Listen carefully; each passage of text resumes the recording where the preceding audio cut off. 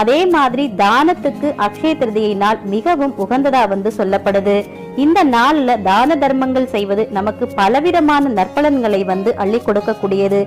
தானங்களில் சிறந்த தானம் அன்னதானம். அதனால இன்றைய தினத்துல ஏழை எளிய மக்களுக்கு நம்மளால முடிஞ்ச வரைக்கும் அன்னதானம் செய்வது சிறப்பு. அது கூடயே பாத்தீங்கன்னா சித்திரை மாதம் கோடை காலம் அப்படின்றதுனால நீர்மோர் தானம் செய்வது, அதுக்கப்புறமா கொடை தானம் செய்வது, அதுக்கப்புறம் பாத்தீங்கன்னா இன்றைய தினம் கோதுமை அதாவது தானிய வகைகளை தானம் செய்வது அப்படின்றது மிக சிறப்பு வாய்ந்த செயலாகவே சொல்லப்பட்டிருக்கு. இவ்வளவு சிறப்புகள் வாய்ந்த இந்த அக்ஷய திருதியின் நன்னாளில் உங்களால முடிஞ்ச பலவிதமான நற்செயல்களை செய்து மகாலட்சுமி தாயாருடைய அருளை பெற்று உங்க வாழ்வுல வளமும் நலனும் பெறணும் அப்படின்னு சொல்லி இந்த பதிவை இதோடு நிறைவு செய்கிறேன். இதுவரைக்கும் இந்த பதிவுல பலவிதமான தகவல்கள் எடுத்து சொல்லியிருந்தோம். இந்த பதிவு உங்களுக்கு மிகவும் பயனுள்ள பதிவா இருந்திருக்கும் நினைக்கிறேன். இந்த பதிவு பிடிச்சிருந்தா லைக் பண்ணி உங்க நண்பர்கள் மற்றும் ஃபேமிலி மெம்பர்ஸ்க்கும் ஷேர்